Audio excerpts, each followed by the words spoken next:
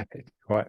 I'm here. I'm joined in the next coach's corner by Anna Munday from ET coaching. Yeah. I have to check myself every time. Oh, same. And I've been working there like 4 years now. Yeah. Before this call, I'm like looking at it going ET. But thank you for joining me. Head coach over there, and also help people with relationship with food, kind of that side of coaching. But I'll let you explain that way better than I did. So thank you for giving up your time here. But for those of people who don't know who you are, like what is it you do? Who are you? So yes, I am Anna. I head coach at ET Coaching, which is Amelia Thompson's coaching team. There's 10 of us now in total. And we predominantly support people looking to improve their relationship with food, body, exercise. I specifically work with other coaches, nutritionists, trainers that are struggling, because so often there is that kind of struggle, there is that pressure on how we look in the industry, so much self-worth tied into our business as well. So yeah, that's me. Amazing. I mean, that side of things is, I didn't know there was 10 now, 10 coaches in Yeah. there. So in terms of how you manage that, and how does that work for you? In terms of the other coaches? Yeah, because if you're like, this is how I envision it in my head. I'm like, so you're like the head coach, but then how does that work on a kind of collective management level, I suppose? Yeah, so we all kind of have our own specialities, niches, I guess. Yeah. And whilst kind of fundamentally we are all supporting the similar things, like we've got a dietitian on the team that can support those with maybe more complicated relationships with food or eating disorders. And I know this is going to sound like totally corny, but we all are really just good friends, and it works really well because we all like each other and want to see each other succeed. Yes. That's a big part of it, right? Because you have to have that, otherwise it's not going to work. Well, it's not going to work as well, and you all got to have the shared common similar values, haven't you, that align, so you can all work together. So yeah, I see that. And I spoke to, who was it? Kate. It might be, yeah, Kate. And KL Nutrition, she had a team of 8, and I was asking her similar questions, like, how does it work? Well, we just kind of get on, like it works.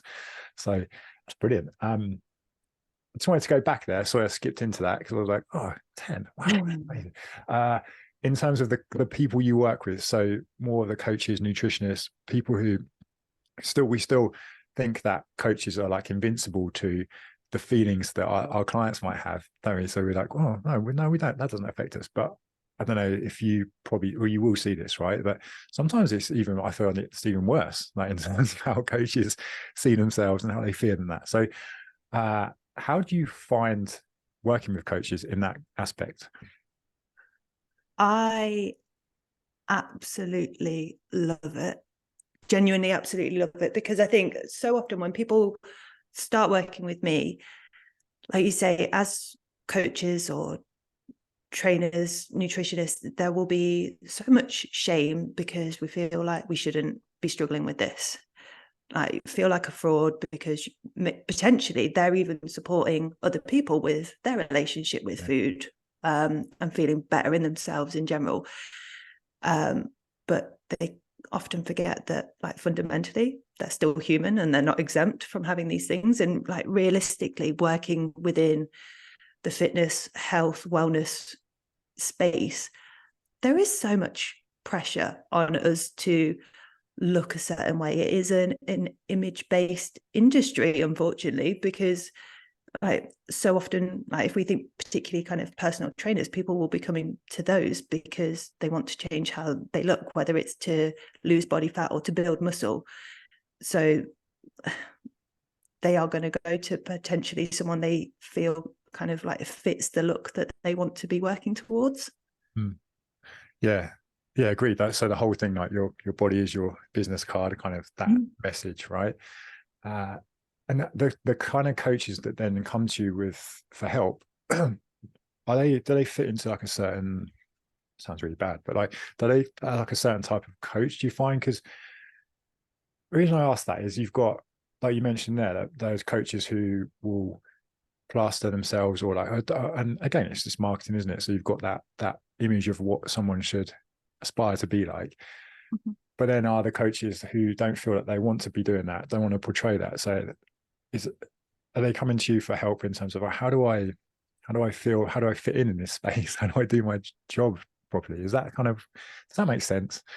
Yeah, no, absolutely, absolutely. And yes, there is certainly coaches that are like, well, where do I fit in? Because I don't feel like this is something that I want to support. I want to kind of be moving away from that image focus, working with my clients myself. But equally, there will be coaches, like going back to what you said, who body is your business card, and within their own struggles with food, perhaps maybe they've put on some weight and then noticed a drop in business because they're not showing up on social media, and it's like, well, it's clearly because my body's the problem. I'm like, but it's also because you're not doing it's not nothing to do with your body, it's because you're not doing the things that support you in building a client base. Yeah, that's really, really interesting, that, because you look at the actions that they stop doing because of the things that they feel it's because of, and actually it's not really to do with that. So it's a big area to unpick in terms of like, you must deal with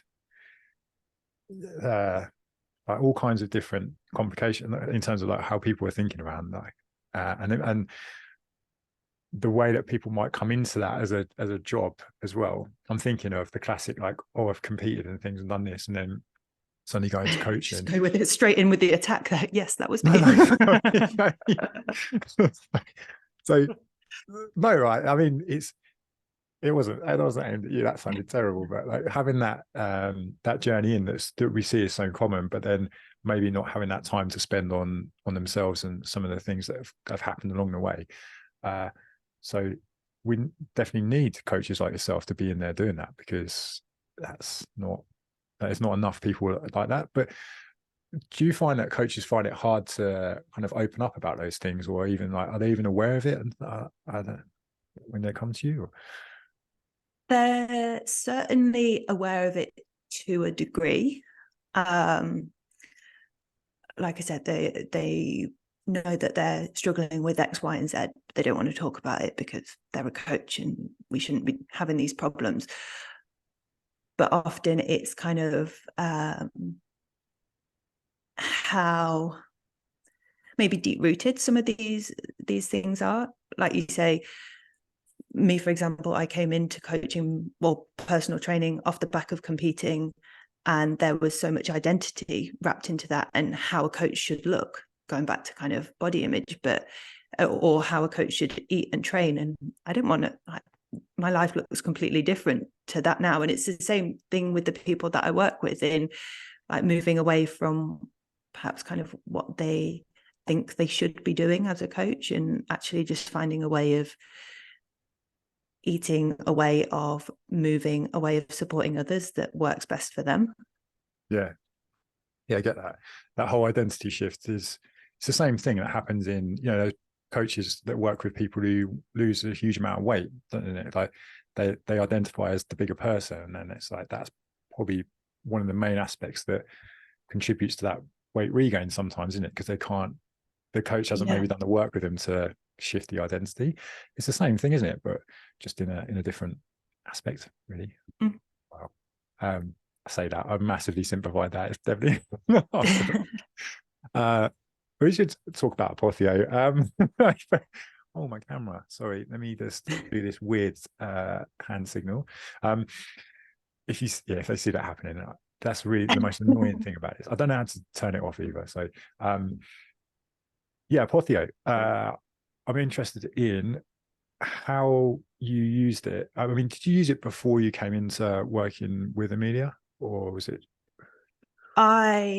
So before I worked with Amelia, I was a client of Amelia. So I think I've like had it great from like a user experience and then as a coach experience. But aside from that, no, it wasn't something that I used kind of when I was coaching before I worked with Amelia. Oh, okay, cool. So you kind of found it through being a client first, which is interesting. Yeah. That's cool. What are your thoughts on it as a client? I would, do you know what? Because she'll kill me for saying this. We went from like email check-ins to then this new fancy client portal with tons of resources and habits. And yeah, I thought it was dead fancy and really impressed. You weren't impressed before, or like just more impressed?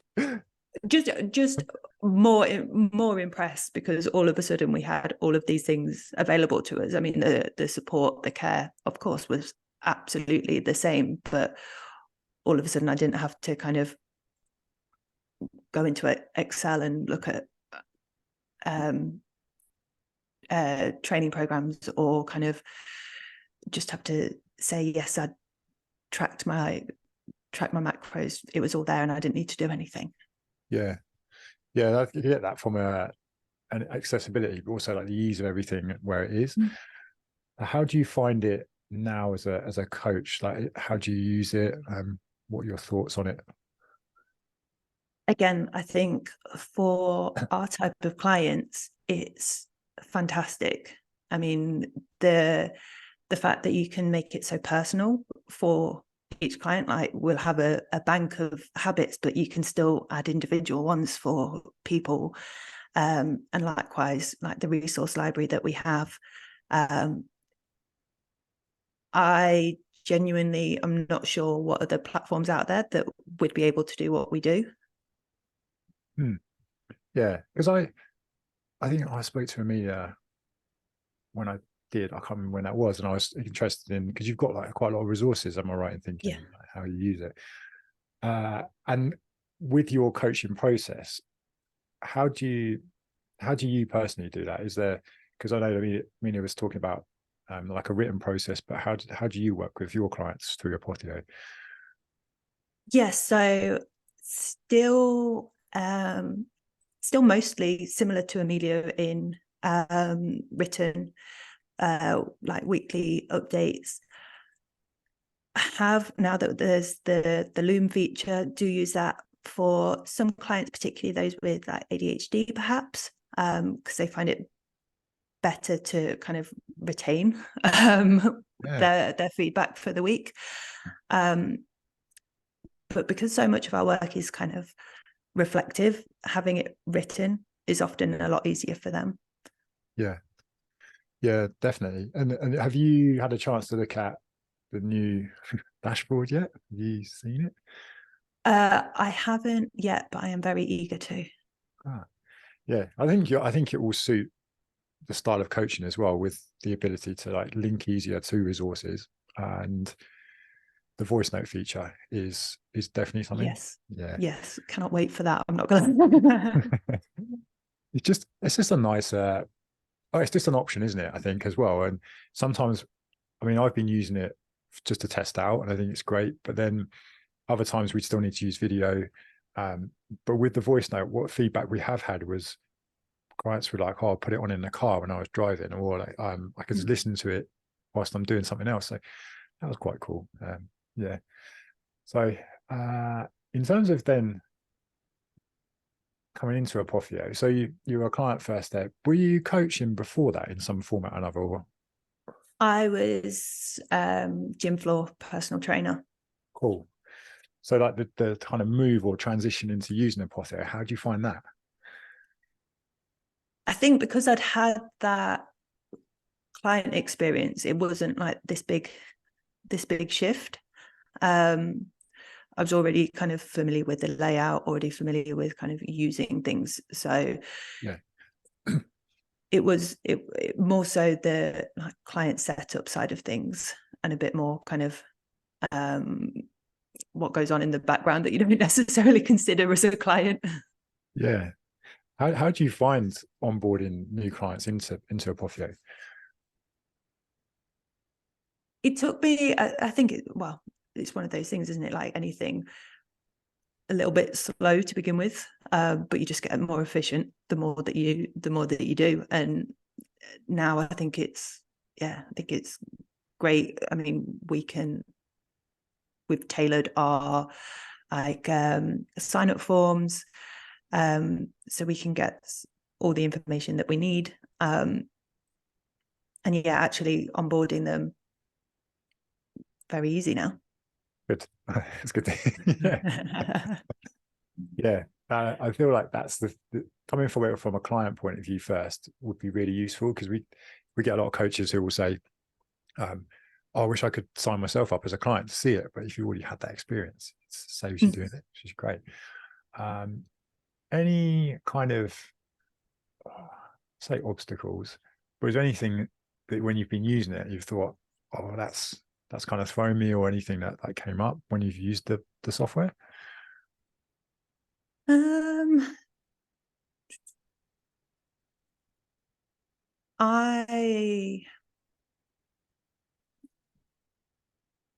not necessarily. I think the only thing, and this is where I think kind of the voice note feature will be really helpful for, because I don't know, like those people that, I say those clients, but I'm sure like we all have friends that rather than just send a full message, send like lots of little messages. So if I'm using it, if I'm trying to reply to client messages and having to constantly scroll up and down, and I know that they just prefer a voice note. So that's pretty much where I'm at right now with it. Yeah, I know the people you're talking about. Like this could be one message. You don't need to send me 10, but yeah. Well, there's a certain type of person who does that, right? And it's cross-platform. I've seen it cross-platform, like WhatsApp, and I'm like, just send it in one thing. Oh no, I don't get it. No. Or like I said, just send a voice note, because then you can just speak it out and it's all in one place. Okay, cool. So that you've got in the message feature, so you might have just multiple things that you're having to like go back and check up on and see. Yeah, I think in the new software, the new dashboard, like part of your message stays still and you can scroll. It's quite cool because you can then see as you still got that part there, which I found on the current one, you're going to just go up and down quite a few times, and little things like that make it easy, especially when you're doing a lot of stuff. Like you're doing a lot of like feedback, so over time it's going to great when you like. Like I said, it's just the few clients that do that. I'm like, this is getting on my nerves. Have you ever like approached it and gone, do you think we could maybe just put this into one message? Or just no, just don't want to approach it. I've I think in one instance I did actually reply on WhatsApp, because I was like, then I can read through all of your messages. Slight attack there, but sorry. Yeah, that's definitely. But I've seen it. You go both sides. So you have one line messages, replies, or even like a big wall of text, and that for me is just as bad, because I'm like, oh, I've got like. It just doesn't. It's not inviting for me to read it. It's like just break it up a little bit. Got to break it up and highlight the key things. Yeah, but the thing with Loom, if you like the Loom AI stuff now, if you record on Loom and then drop that in, it gives you all the highlights. So that's been quite useful sometimes to just go. I'll just look at the summary. And watch the video, obviously, of course, but yeah, just get the highlights as well. Good. In terms of then Apotheo and how it's impacted like your business, and ultimately like your life, I suppose, is there anything that you could say that it's helped you out with, or like freeing up time or managing elements of the business easier, less stress to do certain things like we just mentioned, but any points like that? I think like just having everything in one place, for me, like I don't have to be kind of shifting off to go find a client resource if I want them to do some homework for the week or anything like that. It's all there. And likewise with the habits, we've got that bank. I can just add them in each time. Yeah, having those in there is useful. I'm interested in, because I know that some other coaches will be wanting to know this, but in terms of how you approach, especially when you're working with coaches on who are in the industry doing their own stuff, so they're running their own businesses, having their own pressures and stresses, and then you're there to help them out with some of those things we mentioned earlier. But is there like a set process that you work? I know it's going to be very much one-to-one based, but do you find that there's common things that come up, or I'm just interested to get a little bit more insight into how you do things? As in, sorry, from I've missed it. From a client perspective, or just in terms of your coaching approach to the coaches that you actually help out as well. Are there things that you'll find that you work on a common basis with them? What kind of things come up? What things are you kind of helping them to overcome? Because I think that's, for me, is like I'm interested in it anyway, but then I know that you'll have people watching this back and thinking, well, maybe that's something that maybe I need to address that. But I'm interested if there's things that they might not have thought about that you might work with coaches on, if there was anything that you did specifically. But yeah, so we look, when it comes to kind of relationship with food type stuff, we look at developing kind of the food neutrality side of things, re-establishing hunger and fullness signals, lots of somatic work so that they reconnect with their body. Again, lots of work around kind of body image, self-compassion, and particularly with the coaches that I work with, it's kind of looking at implementing rest, different types of rest, balancing stress with rest. Because again, what I often see with clients that maybe have come from a history of overeating is that when they start working on their relationship with food, and the food is kind of less of a coping mechanism, that's when the overworking comes in. And it's going, right, okay, look, no, you've done really well here, but actually you can still be productive. You can still kind of build a thriving business without burning yourself out in the process. Yeah, think about that. So because when you started to talk about the overworking and rest and everything, it's like light bulbs go off in my head. I'm thinking, am I masking my previous overeating with this overworking now? But that's a really interesting point, because, like you say, people might not even realize that they end up then just swapping one thing for another, and then open conversations with you that come and highlight it. Do you ever find that coaches will come and work with you and they're not quite at that point yet, or they're not quite ready to even like acknowledge those things yet, or it doesn't quite, they almost aren't in that right space? Does that make sense? So, yeah, most definitely. Definitely. I mean, whether coaches or not, I mean, we've all worked with clients that maybe haven't been in that space where they are ready to commit to change for whatever reason. And often with the type of people that I am working with, it's because things have, like, food overworking has been serving a purpose for something else that they don't really want to address, something that's maybe a little bit more uncomfortable. Yeah, definitely. Actually, like, making me look inside me now. I'm thinking, like, well, why am I doing that? But it's interesting to hear that, like, from your, I guess, like, this space that you work in terms of the coaches, and not just the coaches, but anyone else who comes into that. Do you find that there's a certain type of, sounds like a certain type of person that kind of gets attracted to the way you work, or is it like a mixture? I think is a mixture, but I do think it's more so the people that have come from the grind harder background and gone, yeah, do you know what, this isn't actually for everyone, and it's no longer for me, but I'm not really sure what I need to do to kind of get out of that cycle. Yeah, I can see that. Would you get a lot of people who have potentially like suffered burnout, but like a reoccurring burnout? So it's like not just once, and it's like, again, why is this happening? And then you just push it a little bit further each time.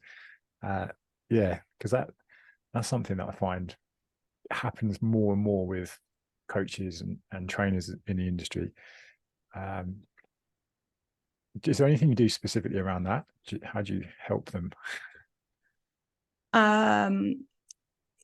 For me, it's looking at, well, why is it that they are maybe more inclined to overworking? What patterns are there that causes the burnout? Like looking at the type of coach that they are they someone that thinks of themselves kind of more of in like the helping role and put themselves, people pleaser almost, in going to put themselves before other people all of the time? Or someone that has maybe come like from a bodybuilding background and kind of feels the need to kind of practice what they preach. Going back to kind of looking at stress and rest balance, work-life balance, boundaries, because again, that's something, whether self-employed or as part of the team, working boundaries are something that we all struggle with often. Yeah, absolutely. I definitely struggle with boundary. Like, even when you do work on it and it's like, right, yeah, that's sorted, and then they just kind of get stretched again. Like, it's like an ongoing thing, isn't it? Ongoing process. Well, that's cool. It's good. And just on the coaching process as a whole. So like with your role as the head coach, and then how you've got the team there. I know we talked about this right at the beginning, but is there anything that you do collectively or even individually to kind of to drive growth for the coaching team and move it forwards? Is how do you kind of I guess in essence, how do you market like your services? Well, this is a thing, like how do you market helping people with their relationship with food? Because people want those tangible, quantifiable things. But for us, it's kind of sharing often the wins that come when food, body, exercise don't take up as much life anymore. So that like we always get people commenting on how it really resonates with them, how they can relate to it. But I think as a team, like I said at the beginning, we've always got each other's backs. If one of us has like an idea that we want to try on the coaching page, perhaps see how that lands, we're all willing to give it a go and support each other in any way that we can. Yeah, I like that, because it is, like you mentioned at the beginning, it's really hard for coaches to stand out against the sea of transformations and that side of things. And I feel like coaches might look towards like yourself and the people within the team to go, oh, that's what they stand for, and I want to be like, I want to, that's my similar views on that. So, have you seen like a shift? Like, because I feel like there's more people talking about it. I feel like there's more people in that space. But I'm interested from you. Do you feel like anything's different, or how do you see it now?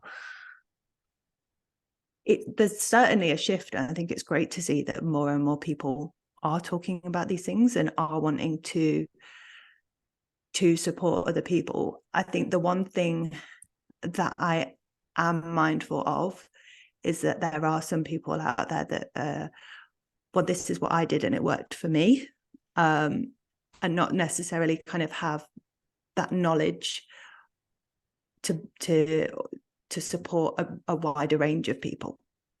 Yeah, So like the people who are just like to almost get people to fit into the same box. Like say, so you must do it this way, and Yeah. then when it doesn't work, it's like, well, that's not. They just get forgotten about, right? And it's just on to the next person. Because I know you're as a team as well, and yourself as an individual, very big on what the word's gone out of my head. You know, when you just get someone else involved, what is the word? And I can't think of it. It's going to really. This is the sleep deprivation. Not outsource, because that's not it. Refer. Refer. Come on. Ooh.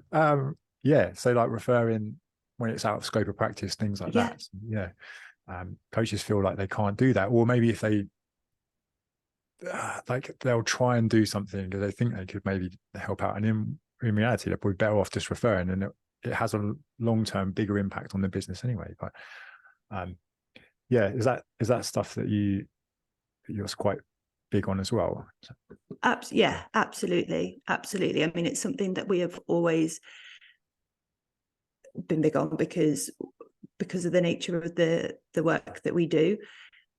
It has kind of brought to us people that previously we wouldn't have been able to support, perhaps, whereas now, because we have a dietitian on the team, because we have a therapist on the team, we can support a lot more people in that sense. But equally, it's great within our coaching group that we can go, yeah, do you know what, like I can hand on heart, like I will say, yeah, I'm not the right person for you, but actually Ros and Becca can provide the service of dietetics and therapy together, which is what you need. I can't support you on that level. Yeah, amazing to have that, just to have that on in your team. So but also to let people know that you can do that as well, like other coaches can do that, just finding people to refer out to, right? What's in the plans for you then, individually and as a team? Is there anything that you've got that you're working towards, or things coming up? Or so as a team, I think we're keeping on growing. There's been the launch of a group program, which is, well, it's only the first week, but it's going really, really well. So very exciting times on that front. And for me, I am beginning to step more into a mentoring role as well. So yeah, exciting times, I think, for 3T PhD and what that looks like for everybody. yeah, it's great. Oh, good. And if people watch this or they want to see more, they want to find out more about you, what you do, and ET-PhD, but where's best for them to go? Instagram is our best place to, like, whether it's the coaching page to get a feel for the team and everybody that works there, my page to see what I do individually. Oh, awesome. There you go. And then I always ask this on these, if we post these in the group, and if people have questions off the back of the conversation, like I don't know why I ask it, but you'd be happy to answer questions, like if people drop them in. Yeah, no, absolutely. Yeah. Cool. Awesome. Thank you for that. It's great. Thanks, Anna, for your time. Thank you. Oh, good. Let me stop that. Oh.